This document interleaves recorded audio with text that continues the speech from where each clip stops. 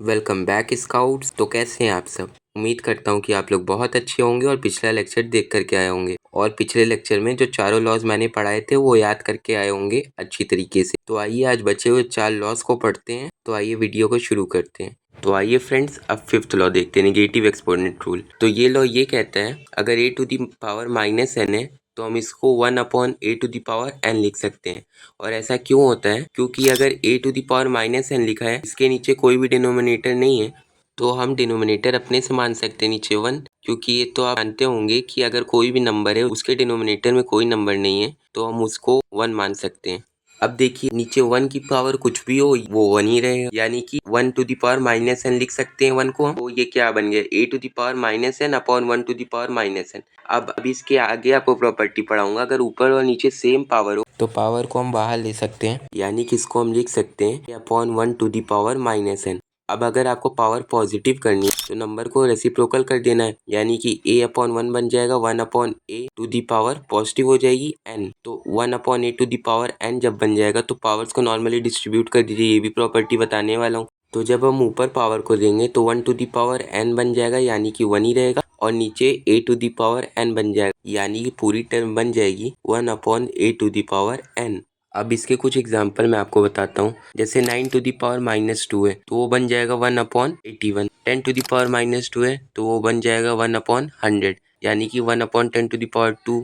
Sixth law कहता है power of a product rule, यानी कि अगर आपके पास नंबर 6 है और उसकी पावर 2 है तो पता है 6 की पावर 2 होता है 36, यानी कि 6 × 6 36। बट अगर हम इसको तोड़ेंगे तो 2 के ऊपर भी पावर 2 आएगी, मल्टीप्लाई बाई 3 के ऊपर भी पावर 2 आएगी। अगर आप नहीं समझे तो एक बार और समझने की कोशिश करिए। 6 की पावर 2 को हम लिख सकते हैं 2 × 3 की होल पावर 2। उसके बाद हम उसको लिख सकते हैं 2 की पावर 2 × 3 की power 2 according to this law. 2 की पावर 2 आप सबको पता है 4 होता है और 3 की पावर 2 आप सबको पता है 9 होता है।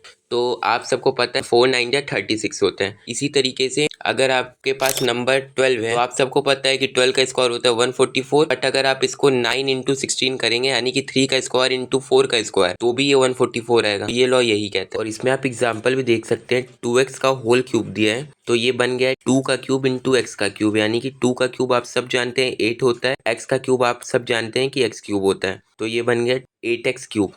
अब आइए हम पढ़ते हैं power of a quotient rule. Power of a quotient rule ये कहता है अगर a/b की पावर n है तो वो डिस्ट्रीब्यूट हो जाती है a to the power n upon b to the power n में, यानी कि ऊपर भी पावर n हो जाती है और नीचे भी पावर n हो जाती है। आइए कुछ और एग्जांपल्स देखते हैं। x/y का होल क्यूब तो ये हो गया x³ अपॉन y क्यूब। 2/3 का होल क्यूब तो ये हो गया 8/27। इसी तरीके से x/2 का होल क्यूब यानी कि x³ अपॉन 2 क्यूब, यानी कि x³ अपॉन 8। x/2 का whole square means x² upon 4। 4/5 का होल क्यूब तो ये हो गया 64/125।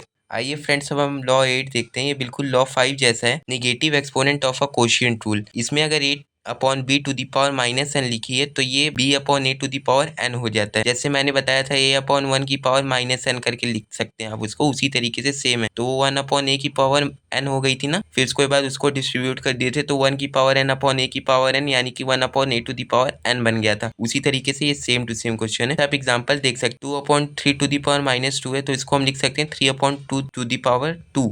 फिर को पावर को डिस्ट्रीब्यूट कर दीजिए 3 का स्क्वायर अपॉन 2 का स्क्वायर, प्रॉपर्टी के हिसाब से क्वोशिएंट रूल वाली। 3 का स्क्वायर आप सब जानते हैं 9/2 का स्क्वायर आप सब जानते हैं 4। आंसर आ गया 9/4। उसी तरीके से 4/3 टू दी पावर -2 तो ये हो जाएगा 3/4 टू दी पावर 2, यानी कि 9/16। अब आइए हम अपने लास्ट टॉपिक की ओर बढ़ जाते हैं, जो है even and odd power rule. तो आपको एक चीज जाननी है, अगर किसी की पावर इवन नंबर है, होप आप इवन समझते होंगे। इवन नंबर्स अगर आप नहीं जानते तो इवन नंबर्स होते हैं 2 4 6 8 0, जिनके लास्ट में आता है वो होते हैं इवन नंबर्स, और जिनके लास्ट में 1 3 5 7 9 आता है वो होते हैं ऑड नंबर्स। तो आइए अब इवन पावर रूल देखते हैं। तो जिनकी पावर इवन नंबर है वो नंबर पॉजिटिव बन जाएगा ऑटोमेटिक से। -2 की पावर 2 लिखी है, ये नंबर पॉजिटिव बन जाएगा और केवल 2 को 2 टाइम्स मल्टीप्लाई कर दीजिए, क्योंकि पावर 2 है तो 2 2 जा 4 और पॉजिटिव का। और यही मान लीजिए -2 की पावर 3 है तो पावर ऑड है। तो पावर ऑड है तो आप समझ गए होंगे आंसर निगेटिव का आएगा और 2 की पावर 3 होता है 8, तो आंसर आ जाएगा -8। तो आपको इतना समझ में आया होगा। अब आइए समरी ले लेते हैं इस चैप्टर की। तो सबसे पहली बात हम एक्सपोनेंट्स पढ़ते हैं चैप्टर को इजी बनाने के लिए। सबसे पहली टॉपिक हमने पढ़ी थी। उसके बाद बेस क्या होता है और पावर क्या होती है, एक्सपोनेंट क्या होता है। बेस होता है जो नंबर मल्टीप्लाई हो रहा है, एक्सपोनेंट होता है जितनी बार मल्टीप्लाई हो रहा है और उस पूरी टर्म को कहते हैं पावर। उसके बाद हमने पढ़ा था कि लॉज क्या होते हैं।